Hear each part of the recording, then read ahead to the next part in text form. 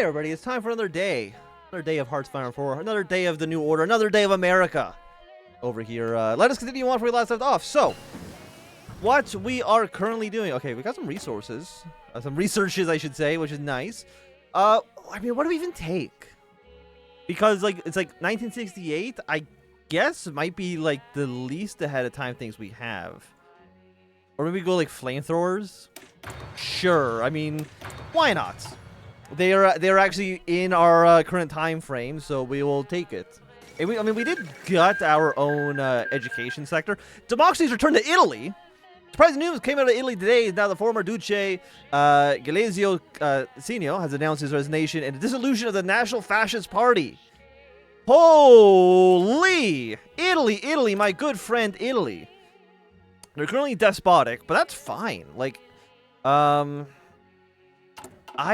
Italy, if you are willing to join the OFN, by good golly, I will do anything for you. Same with Iberia. I'm hoping that we can maybe get Iberia on side as well, because I know that they can join, because we did it when we played our Iberian campaign, whenever that was. By the way, if you're looking for another the New Order campaign to watch, go watch the Iberian campaign. It was quite fun. Aside from that, I would love to have Iberia join our faction. I would love to have Italy join our faction. You know, we've already got the British in here. I'm not too sure who else could join the OFN in Europe. But I mean, if you want to join, I would never say no. I would be so happy to have more friends. Like, who hates friends? People love having friends. This is just it's a well-known fact. Hawkinson's at 54, which is fine. Deal with the nationalist. While we may not agree on much, it is our duty in the pact to ensure that that it does not crumble.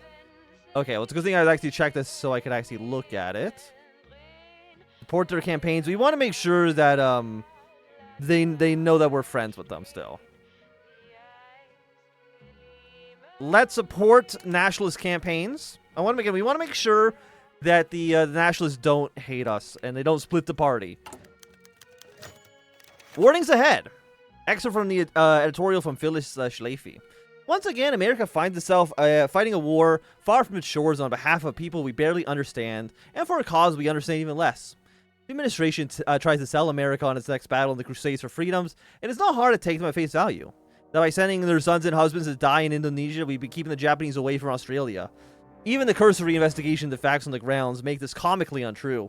A long history of pent-up grievances from Jakarta, the fact that Muhammad Hatta barely seems to control his own generals on the best of days, and how nobody even seems particularly enthused to leave the Japanese embrace, just to find a new settlement of their own. If I can't explain this war to you in one paragraph, I doubt the administration can, except with the platitudes about the values of freedom in alien lands, where democracy is as seen as a foreign concept to the Indonesians of Jesus Christ. And now we've taken the first step on the door. Where does it stop? When will we say enough is enough? Our soldiers are asked to cross thousands of islands spanning from Palembang to Makassar. There's no justice in fighting a war for those who do not want our help, nor have our best intentions in mind. Let the Japanese and Indonesians fight it amongst themselves. I mean, they're not at war yet, right? Not at the moment. Is there anything else we can do with you? Loans for Democracy. Escalation is going up. And luckily, the African mandates still seem to be fairly stable. Happy to see that.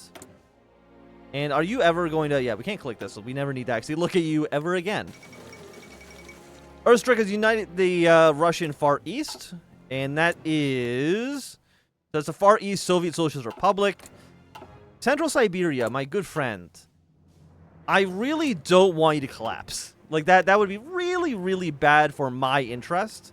I mean, having a new Soviet Union, the USSR too, wouldn't be the worst thing because they would be extremely anti-Germany, but I would prefer to have at least a somewhat liberal Russia in power, if we can support that. Is there anything else we want? I mean, again, we don't want to escalate the conflict too fast. They explicitly said in one of the previous pop-ups that we don't want to escalate too quickly in Indonesia. We can avoid it. Small favor. Already use your connections for support. Okay. We're not playing the Civil Rights Bill. So I guess we've done 1 point, which was, I think, good. We can call in a big favor of the National Senator and get his votes blocked or 4 other senators with him as well. By raising money for some of the re-election efforts, we can get a bunch of senators from our next election. I mean, how are these? I mean, right now, they are, they're voting cooperatively. Like, the nationalists are happy with us, right? If anything, it's very funny because the progressives are actually less likely, at the moment, the progressives are less likely to vote for nationalist legislation than the nationalists are to vote for progressive legislation.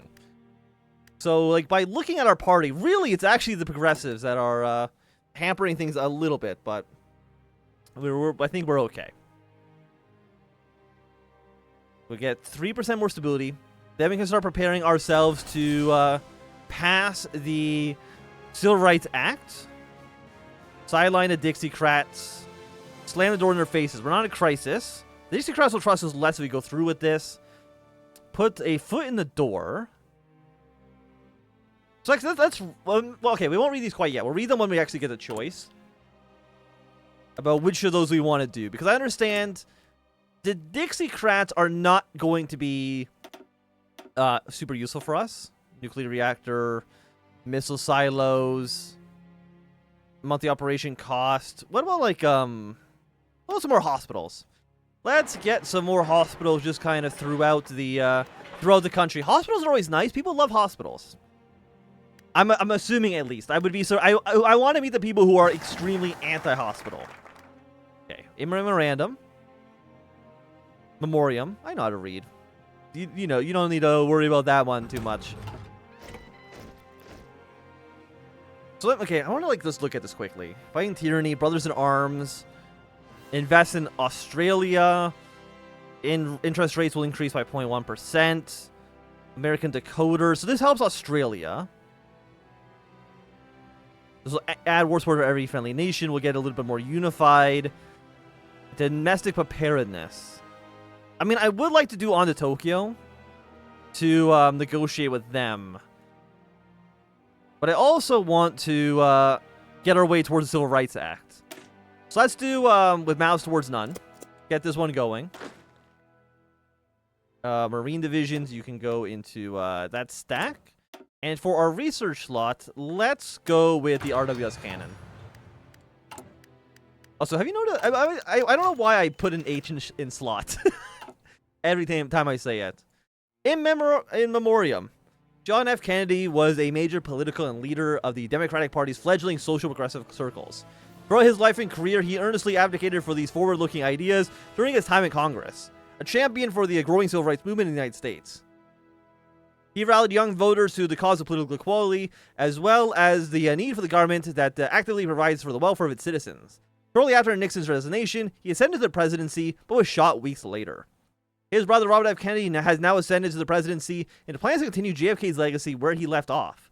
In his various appearances before the public, he made it clear that he will govern with the same ideals and principles espoused by his brother: the struggles for civil rights and the fate of segregation, a topic which John F. Kennedy was especially vocal, defines a large part of his campaign. Robert Kennedy has heralded the proposed Civil Rights Act as one of the cornerstones of his campaign, vowing to pass the bill during his term. Also important is Kennedy's economic policy, which largely inspired by his brother. Under his leadership, he claims the federal government will actively work to combat poverty through welfare programs, state grants, and other initiatives. As it seems his brother's socially progressive agenda will ring true in all of his actions as president. So you get some more political power there, which is nice. Not going to say no to that one. And what else can we do? Okay, everybody's... I mean, East Africa's looking a little unstable right now, but not much we can actually... administrative support. Political power gain, more stability, a little bit more support. That seems... I will press you. And then let's expand artillery shipments to Indonesia for the time being. The African quagmire. I don't know where that is, because it hasn't popped up my screen. Wars of Chaos. Oh, no, Wars of Choice. Welcome back. On our next segment, we are pleased to welcome Mrs. Phyllis Chafee, who's made a name as a conservative commentator, focused, and above all else, on the American interest in foreign affairs. Thank you. I'd like to thank my husband for allowing me here tonight as well. Audience applauses. Americans, we are transfixed by images coming out of Japanese-aligned Indonesia this week, as the Free Indonesia movement took arms against the government. The declaration was followed by calls for armed support, heard particularly loudly in Australia, which has reportedly already sent feelers to the White House about possible military assistance. Ms. Schlafly, how do you think America should respond? Well, I would say that America needs to be extremely careful in the wars it chooses to fight. Our obligations to the UFN can't be blank checks, because as much as Australia might want this war, it's going to be America that has to finish it. The Australians are our partners in South Africa. Why should America turn Australia away for fighting a threat on its immediate border? I would never say that we should turn away from Australia, but as far as I'm concerned, how the Japanese or Indonesians choose to kill each other isn't a fundamentally American problem, or one we should think of solving at the cost of American lives. Even if the Free Indonesia government promises a more democratic Indonesia, one aligned with the United States, I'm not willing to send our sons to die in a war of choice, for some desperate jungle promises for people that we barely know. Let's go to commercial. I think like 4 sentences is enough for an ad break. Maybe you know what? Maybe we should take note of that. I think every 4 sentences I say in this video, there should be a new ad break. Just milk the money dry. I feel like that would it'll benefit me. I don't know about you guys. But you know what? Do we need to even worry about what you think? I don't think so. I think what benefits me most is probably most important, and then you guys can just suck it up. Okay, so there is the war in Indonesia officially broken out. Okay, there we go. Now, the African quagmire. I'm going to save and reload. See if that'll maybe get it to pop up. Okay, so I reloaded and I figured out it's actually a completely different thing. It's this right here. We have celebrations throughout the nation following the defeat of African right communist. In 13 days, the public became more disillusioned with our president in Africa. I mean, again, our optics, trust in government, hawkishness were all extremely high to begin with. So I'm actually fine if they're a little bit more mad. Not a big deal. With all due respect, Ambassador Fukuda, the evidence we have is utterly indisputable, the president said. America expects, at minimum, a formal apology, subsequent compensation for our losses, and a total withdrawal of all Japanese troops from Indonesia. The Japanese ambassador was indignant. What lies? We are innocent. Us? Apologize to you? Puh. It should be the reverse. You accusing us of killing your men when it's clear as day that you are murdering our soldiers? But forget it. This is a waste of time. Before the president could respond, the ambassador got up to leave, slamming the door as he went out. After the ambassador slammed the door shut, President Robert F. Kennedy let out a breath that he didn't even know he was holding. This meeting was much more tense than anything that he had had in a while, but there was a good reason to be worried. By now, even the general public was aware that both America and Japan had soldiers in Indonesia. Most were blissfully unaware of the deeper implications. With an area soul noticing what was once an unthinkable had become a reality. American and Japanese soldiers were shooting at each other, killing each other. Of course, they couldn't say that out loud. Both the president and the ambassador realized what would happen if they did. It'd be a race to the top of the escalation ladder, but the only prize was nuclear annihilation. Even though their armies were slaughtering each other with all the destructive forces that only modern war could bring. Both sides had to pretend that it wasn't actually a war. And there they were, America and Japan, locked in this uncomfortable pa'adu. Okay. So I know we can send volunteers. It is to the free government here. Okay. So we can send 2 divisions. And people were screaming at me in the comments. Send troops with helicopters. I've listened to you, and I will make sure we send troops with helicopters. Do you have helicopters? You have transport helicopters. So this is intelligence agency logistics. I'm stupid. Okay, let's go here. Because the mechanized divisions were really, really good. So if I were to duplicate you and switch out... What are you? Armored recon. What do I switch out the artillery? And I put in attack helicopters instead. Stops attack goes down by 2 points. Heart attack goes up by a ton. Defense goes up a little bit. Breakthrough goes up by a significant amount. Supply use, reliability goes down a little bit. So you know what? We're just going to make a copy of this. And this is going to be the mechanized... Can I change this? This is mech with heli. We'll rename this one. And then we will get 2 of our mechanized divisions.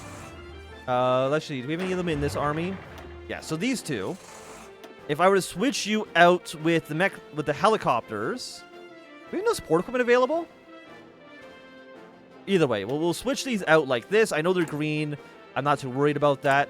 How many attack helicopters are we actually making?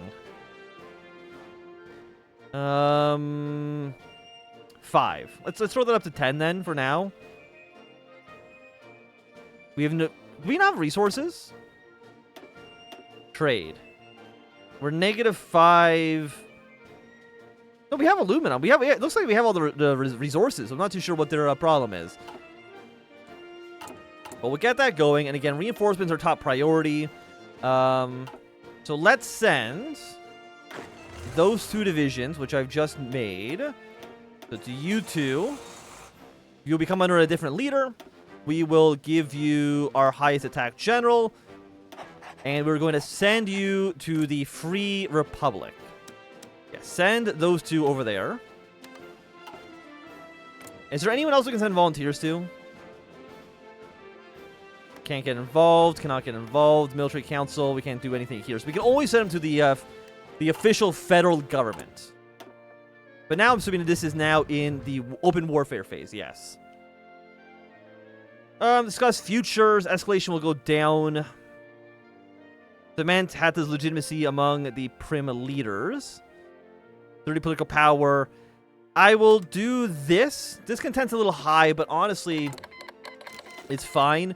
Like, what are the numbers at? Still good. Still, where I want them to be. Okay, so this actually connects by straight crossings, which I guess makes sense because, I mean, you can't trust all these small little countries to have a navy to navally invade, and you didn't have to trust AI to do naval invasion, and it would just be a complete mess. So let's see, who are we at war with? So, like, this green is allied, but this green is hostile. It's a little hard. The Islamic State of Indonesia is aligned with us. You're the military council, guerrilla units. I mean, it's a bit of a mess, for sure. We want to take Jakarta if we can. That's, like, obviously operational target number 1. Is there anything I can do to get more support for our leadership? The answer right now seems to be no. And that's fine. I'm hoping our 2 divisions will be good. Again, I'm assuming Japan's able to send volunteers to the Direct Republic as well. When will they actually be there? They'll be there on the 26th. They'll be there tomorrow.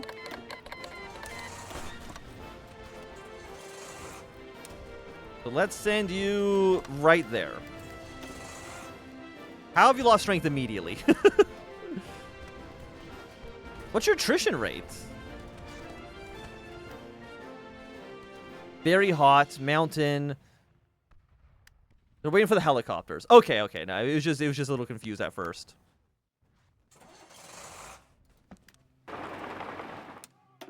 Again, I want you here. Strategically redeploy down there as quickly as you can. Now, there's a lot of enemy forces. There's no denying that. But our units, I have to assume that they're good. In some capacity.